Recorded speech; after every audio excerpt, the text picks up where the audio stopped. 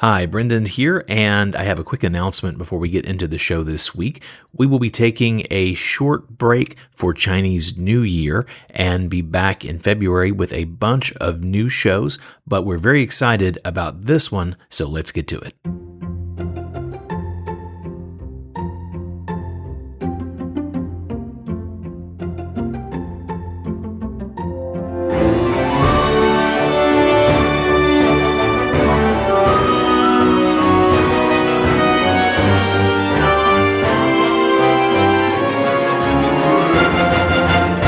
Welcome to How China Works. I'm Brendan Davis, and on behalf of my co-host Ying Li, we are glad that you're checking us out today. And this episode is one that was really interesting for us to record. I feel like I learned a lot.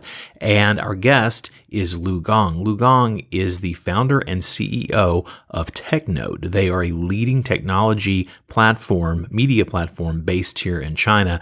And his story is really fascinating. He earned a PhD in the UK in computer science, but returned home to Beijing to start his career. He mentions a few years, as sort of as a coder coming up in the world. And over time, he was writing about technology, and because he's fluent in English, he was writing a lot in English about the China tech space. That turned into a successful blog, which led to the budding empire that is now TechNode. And they have many facets of their site. They have, of course, the writing, which is about the China tech space in English primarily, but they also have podcasts and they do a lot of analysis. They're not simply reporting news, they're doing analysis of it. But among the podcasts they do is China Tech Talk, which is co-hosted by John Artman as well as Matthew Brennan.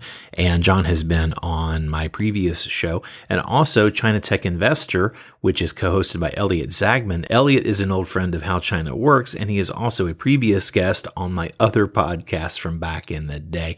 But we get into a lot of interesting areas here, and Lu Gong's insights are really on the money. I don't know of anyone publicly speaking about these things who is more of an aggregator of the latest thought as far as what is going on with China and tech right now, and also looking ahead to the future with his analysis. So it's a great episode. Please enjoy, and we'll be back at the end with a few comments for now. Please enjoy our interview with Lu Gong. We are very happy to welcome to the show today, Dr. Gong Lu. Nice to see you. Yeah, nice to see you both. It's my great pleasure, the last day of 2019 to be here. Yes. Thank you so much. Yes. Hi, Ying. Hi, Brendan. Are you excited about New Year's Eve? It's New Year's Eve tonight. Once we get there. Absolutely. I'm so much to look forward to 2020. Me too. Yeah. Me too. How about you? Are you looking forward to 2020?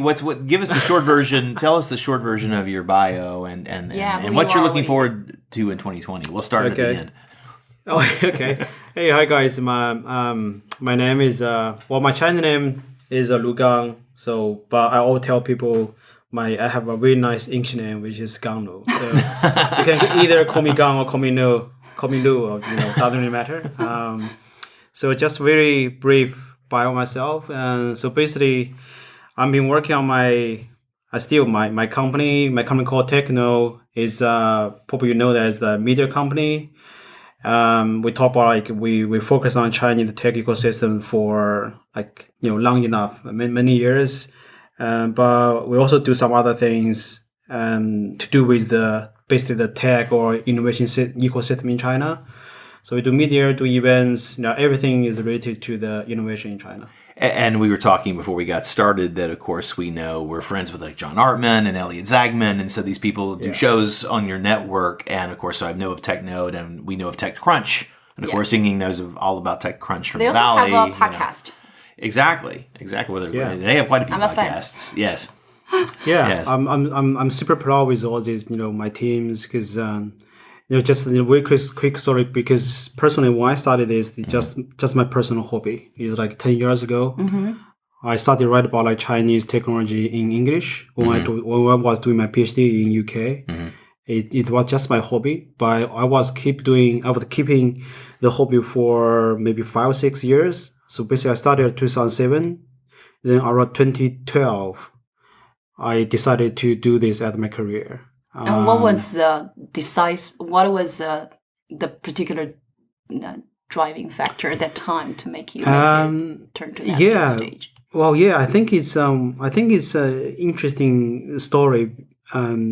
So basically around 2007, I spent like 7 years in UK. I did my master and PhD in UK. Actually, my background is I would say I'm not professional at all in the media business.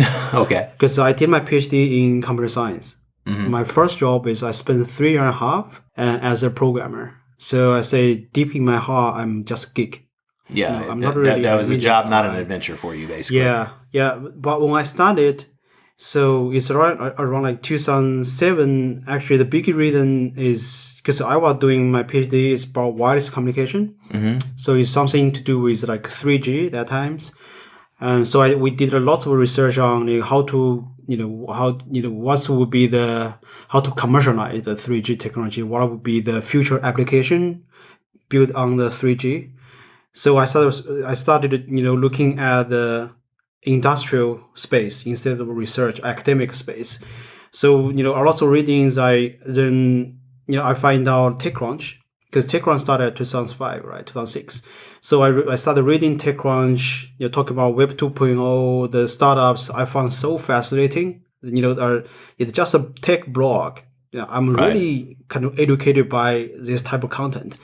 So I say, so maybe why not we do something about China? So I emailed TechCrunch, the founder. I never get a reply. 10 years ago, they don't really care about China. So, then I say, maybe I just do something on my own as my hobby, because I originally from China. I say, well, people talk about, 10 years ago when people talk about China, always copycats, right? Which is true. Censorship, right? So I said, I'm from China. Maybe that time is not that much true innovation 10 years ago in technology space.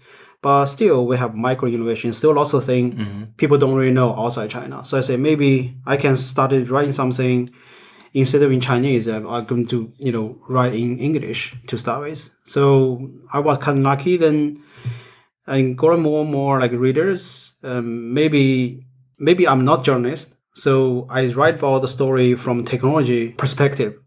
Because I'm also the angle I write it from a Chinese angle, because I really think internet is a part of culture.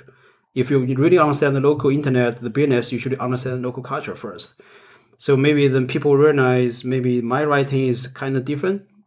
Maybe English is bad, but like the image, or the angle I presented to the audience is really different angle. So that's how everything started. Then 2012, I was doing a hobby, and I never think about how to commercialize my blog, but I keep that as a hobby. Then until 2012.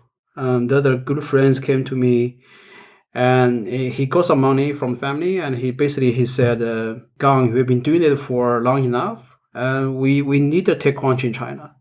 So basically he became my seed investor. And he said, give you the money, you should do it as your career, not just a hobby.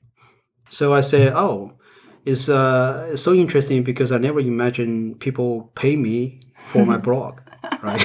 So he paid you basically. You write and you. Yeah, because I was just one man. You were doing it yourself for your own sake, and to be able to create this China voice, get China's voice into this conversation from the point of view of you're someone who's involved. I mean, you're a user. You have the CS background, but you're also just a user, and you're looking at the market in the world, and you're wanting to express from your point of view. Yeah. And it turns out there are a lot of people who are curious about that. Yeah, because I think I'm really proud of is, when I started, I really thought, one day, even 10 years ago, is the Chinese, everybody talk about the Chinese market is massive, is, everybody's so focused on China. But at that time, I really believe is, one day, the Chinese company, they will go abroad. And the more and more, the global the industry, they will pay more attention into the Chinese space. So that's what I believe when I started. And so I think so luckily we see all this is happening. So that's why I think it's I'm really proud, the work we've been doing. And so from one man, we have a team over 70 people now. Wow. Lots of pressure on me, obviously, Yeah. but still very proud of all this team. Well, I love the work that you do. It's evident in the output of what you guys do. It's really you care about it. Yeah, what are your goal and expectation for TechNodes? Like right now, you call TechNodes at this moment, dedicated to create this communication platform for tech industry in both Chinese and English. That's what your goal and what's your expectation and how do people review about it?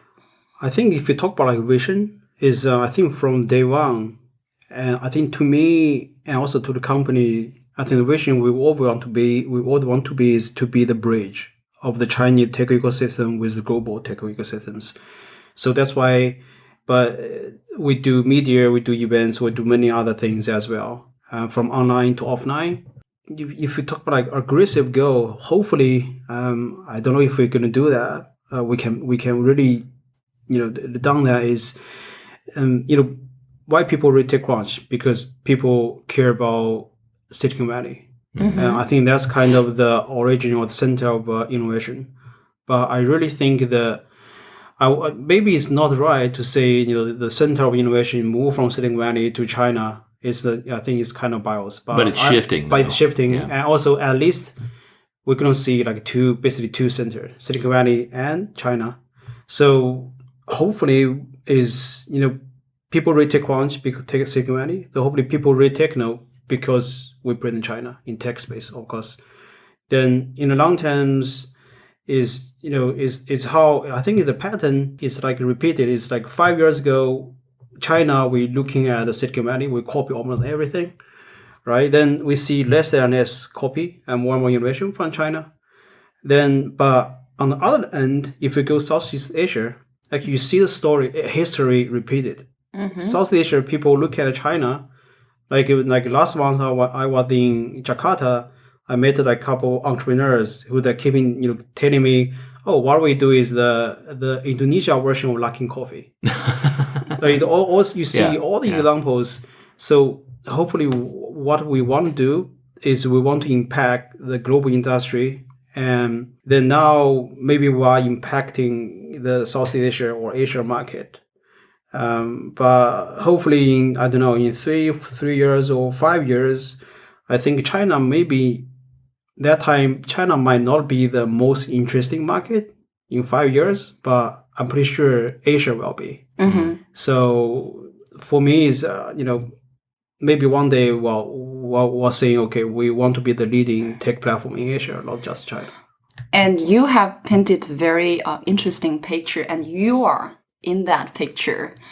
When we look at China and Chinese tech development, and everybody talks about Chinese tech growth and development these days, all kinds of media, Western media and Chinese media. So if you can use a few keywords to describe China's tech entrepreneurship ecosystem at this moment, what would be the key features to represent that this particular ecosystem at this moment? It's a hard question. Anything come to your mind? And you can also extend it to the near-term future if you're probably already thinking. You're looking over the horizon. So I think I don't know. I think the first words came to my mind is globalizations. Mm-hmm. I see that that's a big change. Mm-hmm. If you compare, as I said, compare what we have now and what we have maybe 3 or 5 years ago, I think it's so amazing. Sometimes it's surprising if you see so many. Everybody know Alibaba or Tencent. They are doing investment outside China, but actually there are more even like startups. They are looking at South Asia, even Africa, to do business. And I think that also is so interesting. Is for most people, maybe people think of the Chinese, we don't really speak that English that well, but I think it doesn't really matter. I met quite a few actual entrepreneurs. They don't really speak English, but they're very ambitious. They are so ambitious. Yeah. It's like, just for example, the company based in Chengdu It's called Camera 360. It's more like a photo app. They're based in Chengdu. They are not really based in like tier 1 city like Beijing, Shanghai. Chengdu is not that international compared to Shanghai. But if you look at the user base, they have 20 million active monthly user in Thailand. And Thailand is still the second largest overseas market for them. When did they start it? They started, a few years ago. I mean, maybe 6-7 years. I can't remember. What's their biggest overseas market? Thailand's number 2. In Vietnam. Okay. Yeah, it's the number one in terms of the user base. Yeah, so actually you see, if you dig into the industry, actually I'm pretty sure you're gonna find more. Maybe they are just under the radar. But you're saying that they have managed to have their success without English being a forefront. Of their operations. Like that company, I brought the founder to Thailand. Then to the Thailand is the tech conference there. So basically, he's speaking on stage. And he needs a translator. Right. He can only speak Chinese, but like it's a really great moment. And he said, who have our camera 360 installed? And all the girls raise their hand. Wow. Yeah. Wow. All the Thai people in the audience. Yeah. And they never have an office in Thailand. Amazing. So and that's the beautiful thing about so much of this technology. If you build something really cool, people will adopt it. It'll find its way to sort of go viral. I mean, you can certainly help that process, and you have to make it available and to show up in the app stores or whatever. But if you make something people want, people are going to talk about it if they like it. Yeah. I think it's also that's why the globalization. I think it's more. I think it's also different if we compare is when like American company or Silicon Valley company come to China. I think they are very, I don't know, they want to China market, but it's really hard for them. I think that's probably the reason why most of the like Silicon Valley tech company they kind of fail or fail in China. Yeah. But I think the Chinese philosophy is quite different from American philosophies. It's like I only talk about tech. Is I think to me I might be wrong, but just based on what I saw is for Chinese when they go overseas, they can adapt it to all the options, anything. Like you're telling, let's do like joint venture companies, let's do partnership. I think for Chinese they are so aggressive. I think let's just do it. They don't really care about the other things. They don't speak English anyway, so so they don't care about that. They just do that. But for overseas company, when they come to China, I think they just think too much. I wouldn't say it's wrong, but it's I think we're more like driven by business, by the monetizations. That's the top things we think. I think this is really different philosophy. So are you saying that Chinese entrepreneurs going overseas are not putting monetization as the priorities, or do you think there are other expectations from them? Well, I think I think if you look at what happened in China is it's kind of controversial. Is if you look at most of the unicorns in China and ULC, I think that quite a few they are not really profitable. Anyway, I think they are always looking at the user base first. Then they are raise lots of money, then build up user base. Then hopefully one day they can really make profit. So we understand the process, right? So then if we go to overseas market, because we know how that work. So that's why we say, okay, maybe it doesn't, even we don't see the money come from, but we look at 2 or 3 years, did we all make money? So that's why we are all so interested in Southeast Asia, because that's all about population. That's how Chinese internet, grew in the past, few years. We have population, then we have a huge user base. Then we need to build a user base first as much as we could. Then we figure out the way to monetize. The same thing happening in South Asia. And that makes sense for a lot of reasons. And of course, one of them, as you said, the cultural issues. I mean, I'm mentally going yes to your comments about the East-West divide, and that's a main commentary on this show. But specifically, I imagine with Southeast Asia, I mean, not only you have some Chinese diasporas, you have Chinese people living in a lot of these other countries, but there's a closer cultural affinity. Yes. So people are more in tune to what they expect. Their expectations are a little bit more in sync out of the gate. So that has to make it a little easier to move forward. Yeah. Yeah. We already on this page, we talk about globalization, 全球化, or we talk a lot about this word, going overseas, going to overseas markets, 出海, right? I assume that you heard this a lot, especially this year, right? A lot of entrepreneurs from China have these buzzwords in their mind, in their internet environment every single day. But not necessarily all of them, or a significant number of them, understand where to go and how to start. So if we just mentioned a little bit about the Southeast Asian market, which we also bring the cultural ties as one of the key where people think of it, this might be an easy thing. But what other areas around the globe, actually, at the moment, do you hear entrepreneurs in your community from China talking about getting interested in investing and going to? You mean the market or Markets, when it comes to 出海, going overseas, besides Southeast Asia, 东南亚, other markets that Chinese entrepreneurs and invested significantly that you consider as a trend? I think it depends. I think now, to me, is that's also the reason why I think the Chinese entrepreneurs or even venture capitalists they are getting so aggressive, because actually the different market actually they are focused on different things. Southeast Asia market, because of population, so we really believe that's the will be the kind of next China. It's what happened in China like 10 years ago. It's going to happen in Southeast Asia in the next 10 years. But for market like Israel, people looking at the innovation. I mean the technology, the IPs.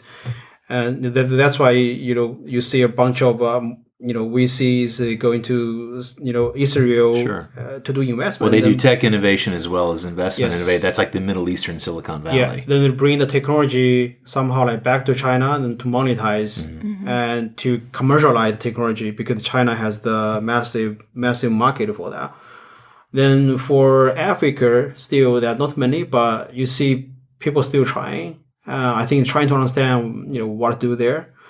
I think the only question I have now is like what we can do with the EU. I was just going to ask you if you have any thoughts about how Brexit's going to affect this, or Yeah, I think EU to me is quite interesting. Like because I was in UK for 7 years, so I sort of understand. So from in tech space. Just to give an example, is so interesting. Is AI is so hard, not just in China, but everybody know. If you know AI, everybody know the company called DeepMind, right? AlphaGo. But if you ask the Chinese people, I guess most people they think DeepMind is an American company. I think I might have thought that myself. I know DeepMind, and I didn't even think about where it's located because it's DeepMind headquartered in London. It's just because they're acquired by Google, but actually the headquarters in Canton, which means so actually we don't know that much about EU. Right. Even there are some good companies come from EU. Actually, if you look at the UK, I think UK is good at AI, good on research, medtech, and of course the fintech, right? But all these sectors we are not quite familiar with, compared with how we look at the Silicon Valley or American, because we are so close. Like we're sending people every day to Silicon Valley to check out the ecosystems, but not that much happen in China. And also, because if we want to build a bridge, to me is we need the media, we need like events, we need the whole package. Right. But that's something I think is missing between China and EU. Yeah, because you need that culture, you need that interest among, like you said, the media, the population has to already be interested. You need people to kind of have a stake and root for your success, right? You need to capture the imaginations of the people to be able to really have success. What possibilities may arise when it comes to the post-era of Brexit and the relationship in the technology cooperation between Chinese market with EU, and also with I think London? I think what happened. I think, but but it's what happened in the past maybe 6 months, actually, maybe partially because the China-US trade war. Then actually we see more connection between China and EU now. I think that's the positive side of the China-US trade war.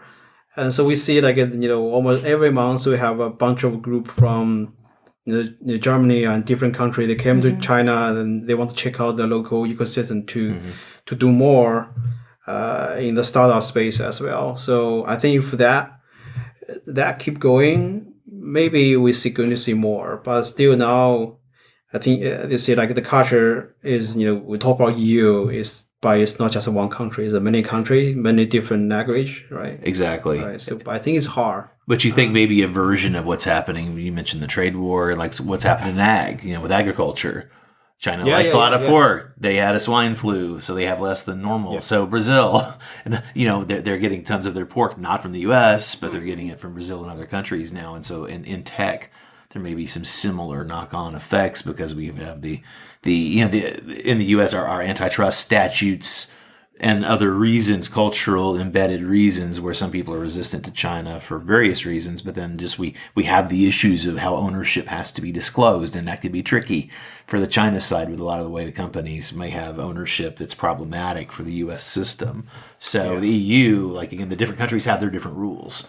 You could probably set up in Portugal, for instance, a lot easier than you could in Switzerland.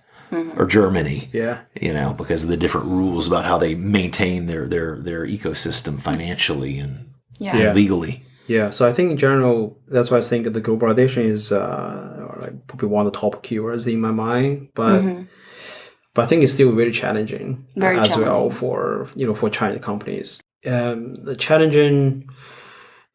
Yeah, just give example. Maybe, for example, I was interviewed by another media, a few days ago. If you look at the TikTok, right? TikTok is so popular in the global market, but now why TikTok is banned in India for twice, and that some of the media said TikTok they try to kind of get rid of the China tag, that they don't want to see.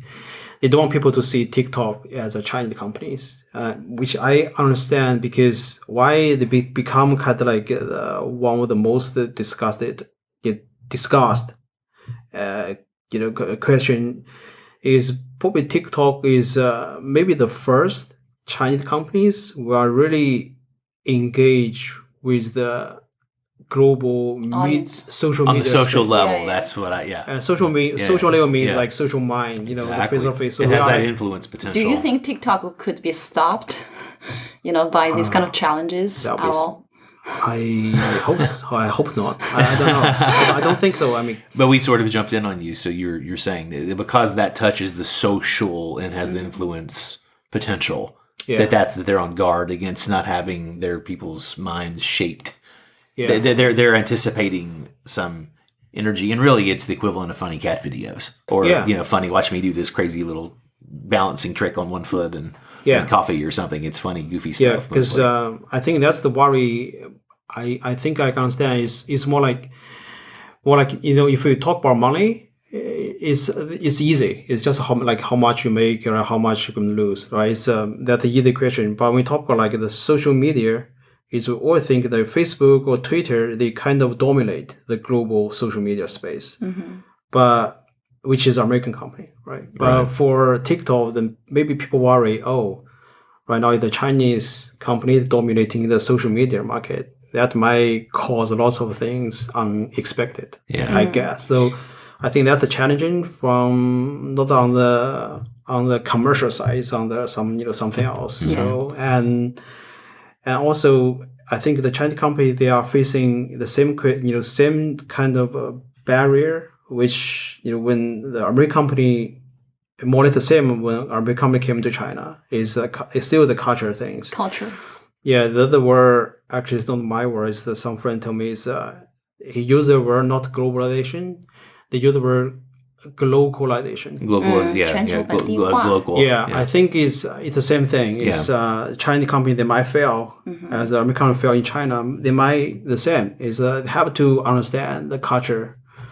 But I think that we're going to see in 2 or 3 years that will happen or not, but still the question, I would The say. particular culture here involves a lot of elements, including understanding the rule of law, understanding the local societal structures, as well as the consumer preference. And most importantly, I think is these days people forget about the stages of development in different cities and different countries, because we are more, in many ways on internet, we are more similar than difference. But when you really go global, right? Global, you find that there's a lot of localized things we don't take empathy and time to understand. Yeah. So I think that's the challenging part, but I think I might be wrong, but to me, as I said, so maybe Chinese maybe they're more open because they understand why the overseas company, they kind of fail in China because of the culture thing, right? So maybe that's a lesson to the Chinese companies. So when they go abroad, I think it's at least relatively easier for them to adopt. They know they have to localize their stuff. Yeah. So So speaking of this word, 技术出海, I also heard a lot. When Chinese company going global, besides selling products and services like social media products, for example, they're also a part of the technology transferring or technology going global, right?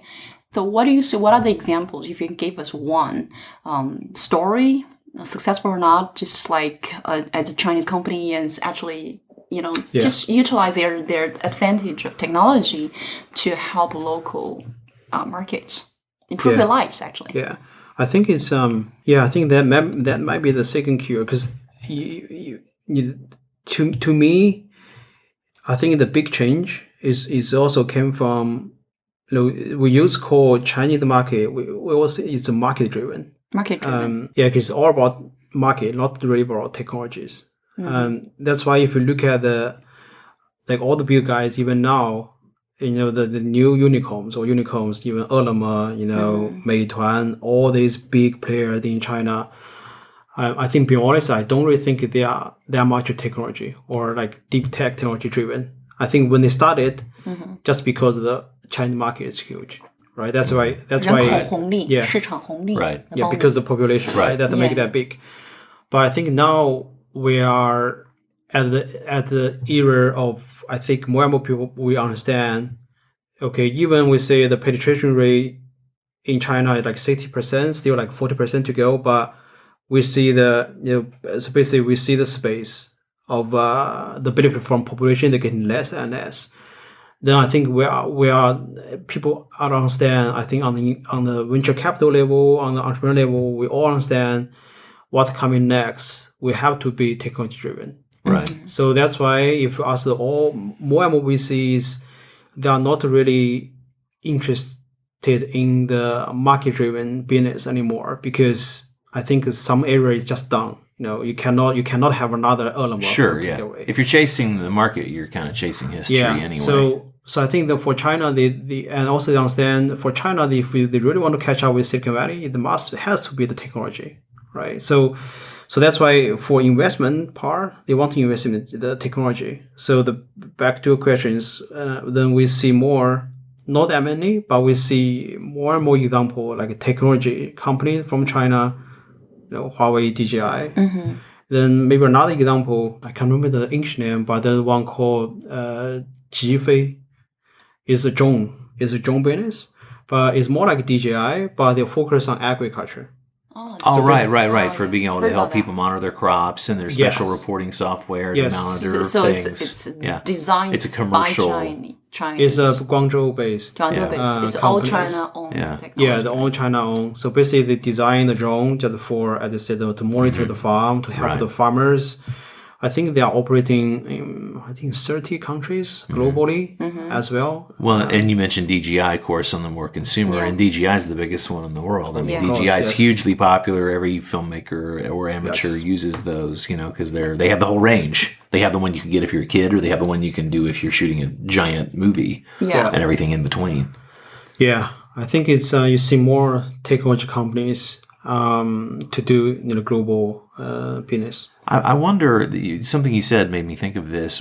Because China's embrace of essentially capitalism with Chinese characteristics has happened all in a pretty tight time frame. I'm wondering, what do you have as sort of, what are some of the things you think, some advantages China has because it doesn't have the legacy of the West? We developed it, had this system from the beginning, basically, and so we have certain things. Part of the resistance to change and the resistance to outside forces is because we do it a certain way. But China is making up a lot of stuff as they go along. They have certain things they've established, certain norms and practices, but it's also still changing. What are some advantages you think China has as applied to this sector? Like what's contributing to this growth and expansion and innovation?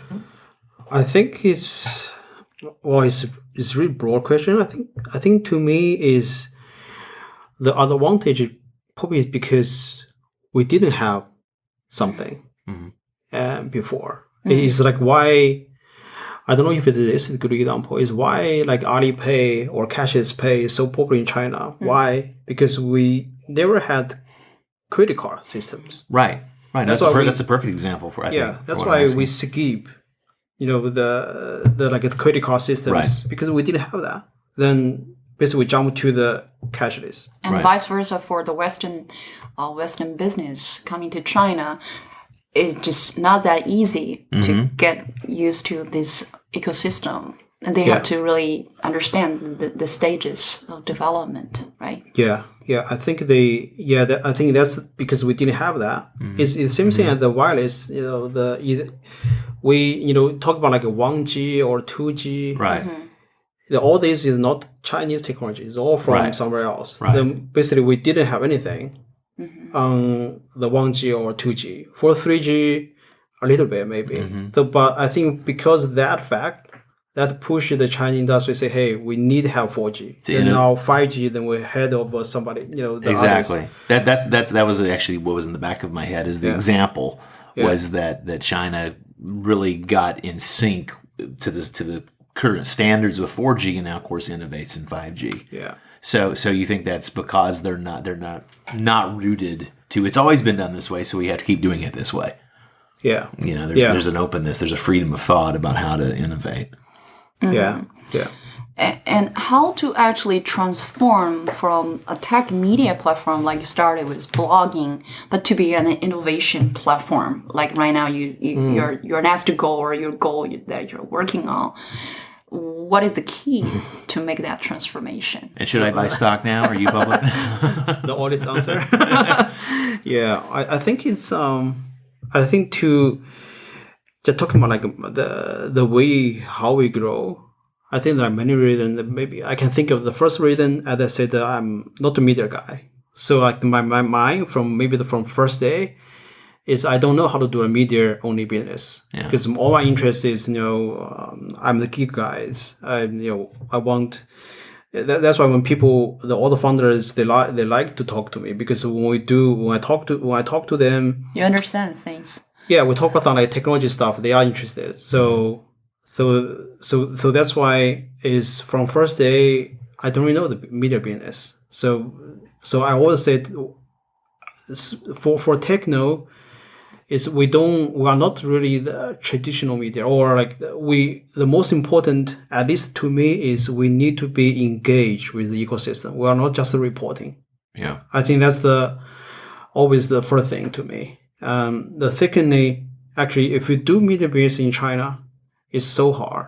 Well, in general, in global business is also hard, but maybe in China, it's even harder. I'm not talking about like the political part, like the censorship part, just because we only focus on tech. Monetization is hard. The monetization. Also, the media business in China is people don't really care about the copyrights. Yeah, I've noticed being right. The same story, when published, then next second is everywhere. Yeah. Everybody say, okay, it's kind of inclusive, and then copy from each other. So with that, is so hard for media to like monetize the content. Right. And the media business, for example, like we work closely with TechCrunch, and we know TechCrunch very well. I think for TechCrunch, what I really like is maybe in the even generous is, they build their traffic so they can monetize the traffic, right? Then and also they can keep the media independent. And they do the event, people buy the tickets, startup pay the tickets to come because they found the value. But in China, it's not.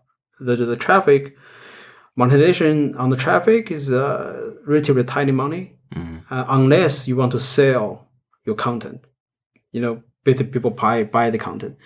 On the other hand, if you do events, it's always the free tickets here in China. It's so I've been to hard. quite a few of them. That's where I met John Artman was once when he interviewed Steve Hoffman at an event. Well, Yeah. you attend some free events in Silicon Valley too, right? Sure, absolutely. Yeah, sure. That's why it's the media in general in global is hard. Yeah. But I would say that China is even harder, right? But so that's why because I want to be engaged with the ecosystem because of just doing media is so hard, and so that's why we're moving out the media space. But we're trying to find a way we keep the media independent. So I think that's the journalists that are very happy to be independent. But on the other hand, is we build the business model around the media we have. So that's why, just to give you an example, is right now we are doing open innovation for corporates. Why? Because 1 year, 2 years ago, I think it's like we talk about we didn't really much talk about like corporate and Corporate that much. innovation, right? Yeah, corporate innovation. Then all our events is for startups or VCs. Then, but like one day we see why they're getting more and more corporates. They came to our events, they started reading our stuff. Then we realize, more and more corporate actually they want to access the innovation. Exactly. They're trying to learn from the people who are trying Yeah. to fight their way just to Yeah, get fight to the their table in way. the first place. Or they die. Right. Yeah, they have even- to. Yeah, they try to find a way to work with the startups because they realize maybe the research, the R&D model is dying. Because they spend not that much money to the R&D people, but these people they are not really because they're not about like live or die, right? They have a good job, well paid. But for startups, just all about survival. So then we figure out, so maybe the corporate can pay us and to help them to access the innovation. It's more like a three-ring because for startup, they want to be recognized by corporate. And corporate, they are happy to meet the new technology which they can adopt into their traditional That's a new business. bridge. Yeah, then we are happy because we create value for both. Absolutely. Then we'll be paid as well, of course. Sure. So I think that's why we think, I think this is maybe in Silicon Valley, maybe in outside China, maybe for media business is kind of new. But I would think in China, sometimes they have to do this because otherwise we'll die. Yeah. Well, you've gained all this knowledge from all these shows you produce and all these things. You've got all these experts who are engaged with this like you are. They're engaged on a really tangible level. Yeah. And so being able to monetize that as a consulting type of a venture makes a lot of sense. You already mentioned this particular bridge that you built between corporate and entrepreneurial world, right? And again, that's one of your business model, the new part of the transformation. I also noticed that other part of the transformation is to take TechNode go global, right? As like you all have your platform, you want to take it go global or TechNode global. Yeah. Are there any elements of building a bridge between the East and the West, right? When we come to Chinese companies with Chinese philosophies and Chinese strategies, Chinese markets, Chinese 人口红利, the bonus and of the whole thing. But do you see that TechNode Global in the future can play a certain role in bridging that kind of technology gap, understanding gap, or monetization, more activities gap, for example, between Silicon Valley and China or China to other markets? Well, I would say I hope so. I think that's where we are trying now. Is because if you go into that's a vision, but in order to approach that vision, I mean, to us is is what we want to do is more like the package, because different market. The some market you don't need education with media, right? So for example, for Southeast Asia, they are getting close to China, so they know what happened in China. But what they want to do is more on the business side, right? Because there's so many like family business based in South Asia. Actually, they started by Chinese. So actually, the culture wise, they are quite familiar with Chinese culture. But what they are not familiar with is the ecosystems. And the management and the leadership and structure of corporates in the West, right? Yes, but for them, it's easy to them to travel to China to talk all these guys, and starting doing business together. But it's more like they know what's happening, but they don't know the right people they can talk to. But they can do business right away. So it's more like Asian style. They to do business. Mm-hmm. But from some other market, probably you need more effort as well. Is for example, as we talk about the EU, so maybe education is more important right now. Mm-hmm. Is people based in EU, they don't really understand Chinese market. They heard of Alipay, they heard of Tencent, but they didn't get why they're so popular in China, right? Then, so that's one thing. Then on the other hand, is so that's why you need to think of different perspective in order to achieve that. So we are also on the learning curve. So that's why for now we say Asia is probably the most important market we are looking at. Yeah, we interviewed the author of The Rise of Asia. The Future is Asia, actually, okay. Prakana. Mm-hmm. And he is very influential in talking about, in doing research about the rise of Asia. And again, people still don't know exactly how the rise of Asia could benefit from the whole globalization process. But again, you mentioned about learning and education. So I assume that you have a lot of entrepreneurs, Chinese entrepreneurs around you, have great desire in studying about the process of globalization, how they can go global by putting their feet into the line of these markets. So what do you see of these kind of programs that is very popular among entrepreneurs? I mean, just from China, I guess. 游学项目. It's like a taking group of Chinese entrepreneurs going to markets like used to be a lot in the US, Silicon Valley, but now still, again, I think I personally in Silicon Valley grade a few of them.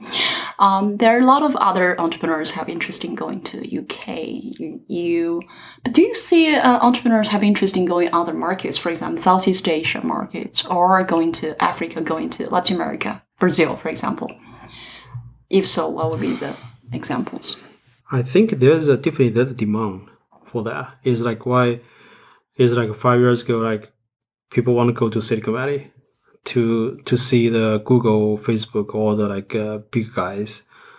But now maybe people get less interest because people been there before. But for Southeast Asia, I think if you tell like VCs or entrepreneurs, I don't think if they have budget, I think everybody will go. That's always one of my first. Honestly, that's one of my first questions. Is this a funded project? If somebody reaches out to me, I mean, I'm happy to share a little friendly advice to help somebody out, but I have to make a living. So I think there's I think that's the question is everybody will say yes, but it's still why some people maybe the majority of the committee, they didn't make the move is something to do with, basically, are they ready to do that? Or do they have spare money to invest in South Asia? But because, again, Chinese market is still huge for them. I wouldn't suggest for most of the companies, you totally give up China market, right. Just go to South Asia or overseas. It's too risky. I think most of the successful stories so far, we see they are already kind of huge or good in China. Then they are looking at the overseas market. So I think that you have to think twice. Well, I think part of the new paradigm is just that biz dev costs, you have to allot more for that in a business plan for your business development, because trying to move into these new markets requires all this extra layer, this extra effort and cultural understanding, as well as the way the local ecosystem is. You can't just take things for granted. And we got fairly spoiled with that in the States because, of course, we got Canada right there, and we're basically the same. They're just nicer. And then there's Western Europe, which is we're mostly from there, so it's easy enough to deal. But when you get to a completely different, radically different culture, you just have to start from scratch. And so you need people who are engaged as the experts who are digging into all of this and having a synthesis of how you begin to approach it. And then you have to manage it the whole way. Yeah. Speaking of experts, last but not least, and this is very important for going global or globalization process, is talent, right? We talk about international talent, or in my words, cross-cultural talent. Yeah.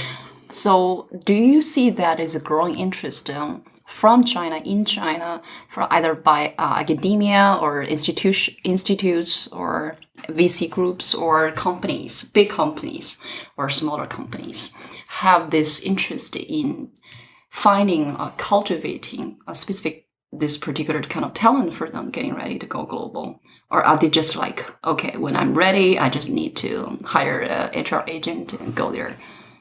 You know what I mean? Do you think you're trying to develop people internally? Is this part of a mission that the companies have? I mean, I think we both feel like it should be, but I'm curious. I think we're both curious if that's happening to your knowledge of people trying to develop that internal cross-cultural intelligence among their leaders and their biz dev people. I wouldn't say is like we are doing this on purpose. But I think one reason why they're getting like globalization, they're getting people talk more and more. It become kind of trend because we see you look at there's so many Chinese students they study overboard, overseas. Yeah, it's like, but like 5 years ago, it's more like people. If you ask the Chinese student, probably they're going to tell you, okay, I'll try to stay overseas. I don't want to come back. But now it's changed, right? People want to come back. I think all these kind of overseas educated students, I think they are more or less have the global mindset already. So that's why when they came back, they can face, when they do business, right, they are more open to the overseas media, right? So that's why, I think that's good. It's when maybe 5 years ago, even 10 years ago, basically the kind of first generation of the Chinese entrepreneurs, right? Probably they don't really how to talk to the English medias. Basically, they cannot tell their story properly in English. Why Jack Ma is so popular? Exactly. Well, that's the English, right?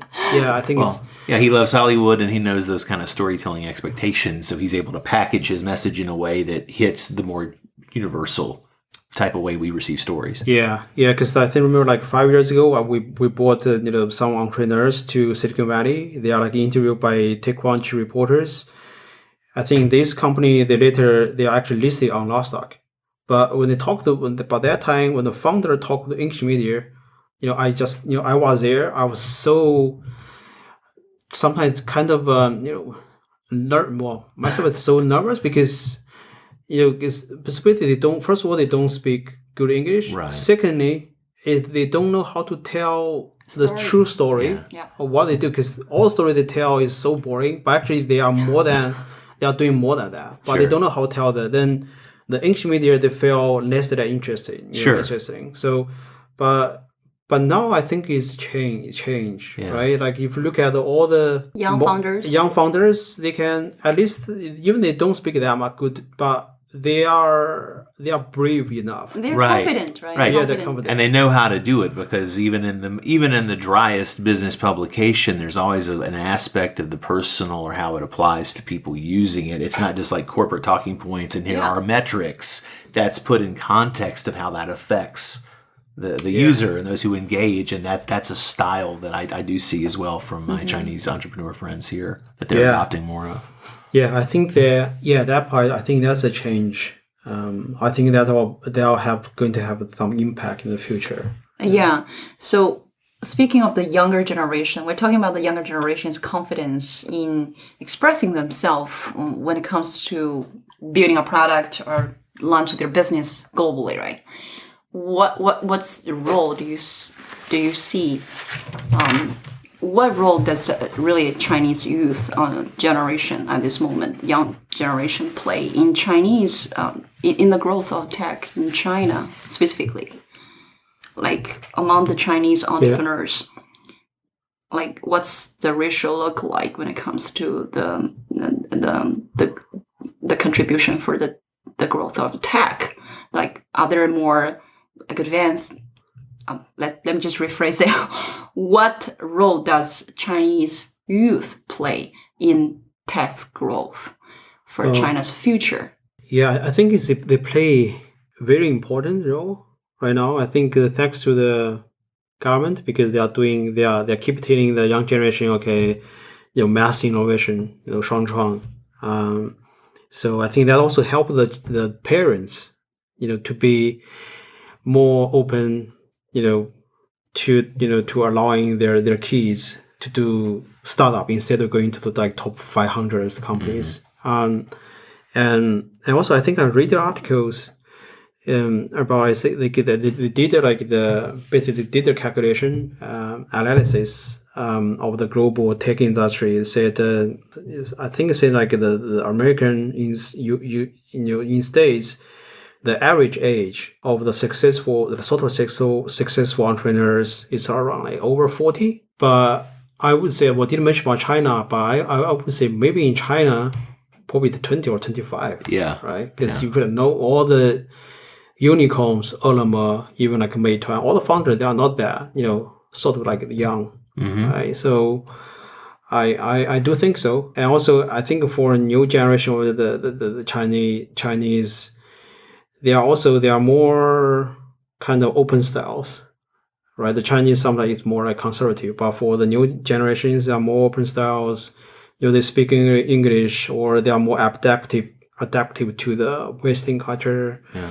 Well, they grew up with the internet. They grew up with the internet, and they are sort of the word like brainwashed by the mass innovation, the philosophies. Hopefully it's mostly in a good way. Yeah, hopefully in a good way.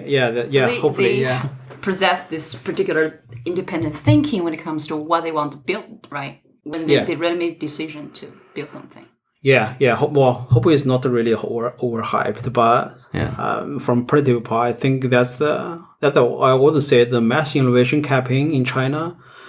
I would say that I think that for a long term, I always see the good things. Is like, to me, when I do my startups, my parents always complain because they say, I did my PhD in UK.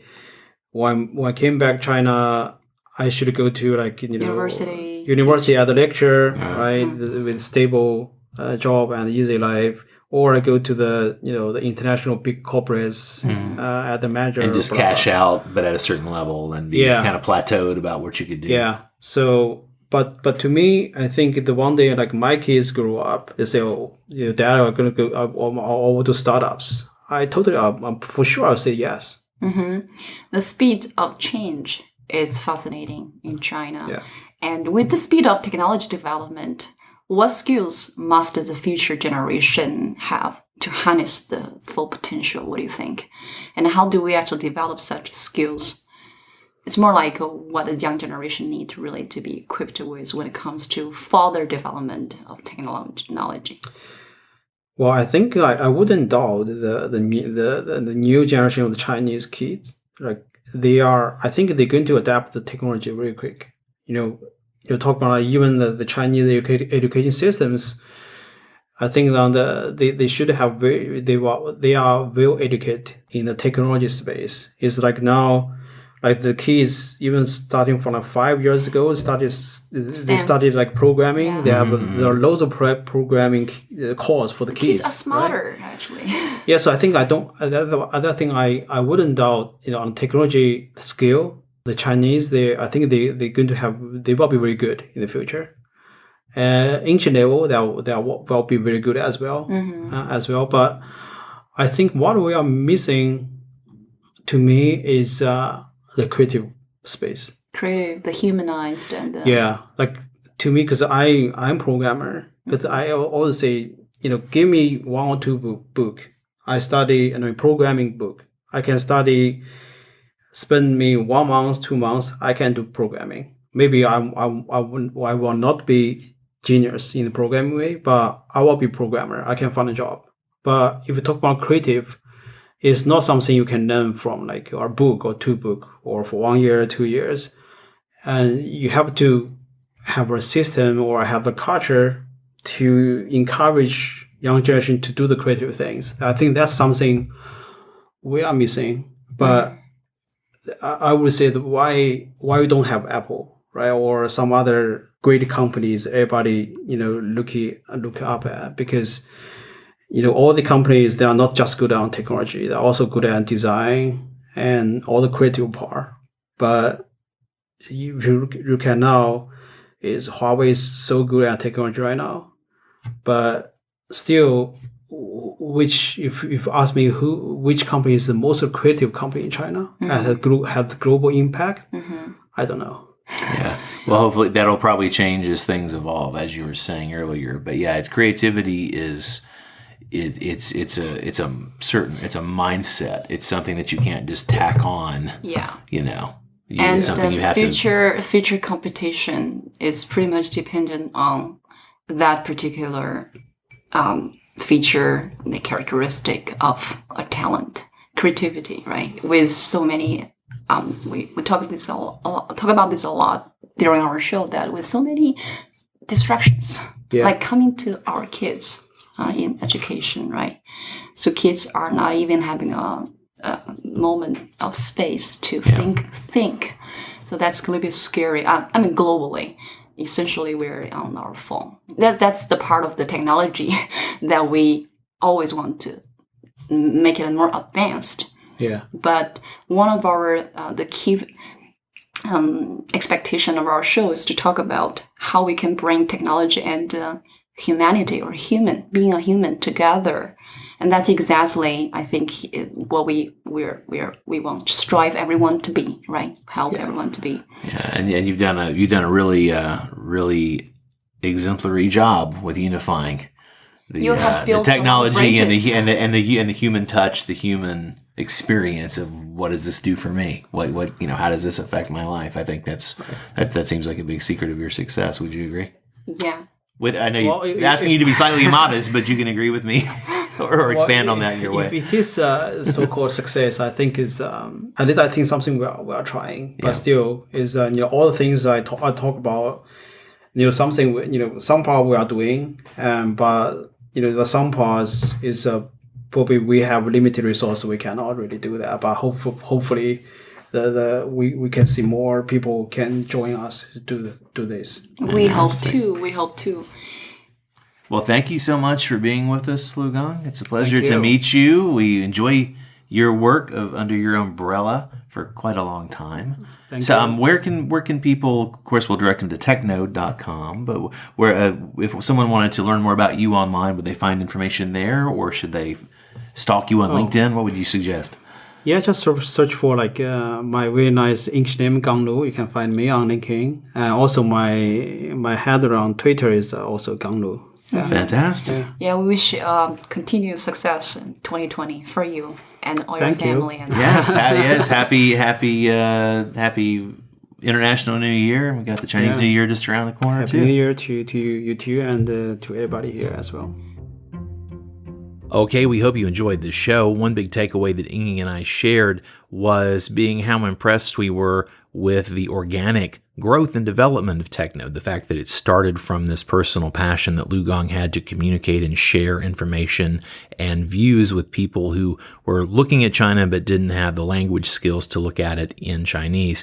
And to see what it's grown to, as he said in the interview, a company with currently 70-something employees and probably going to get much bigger.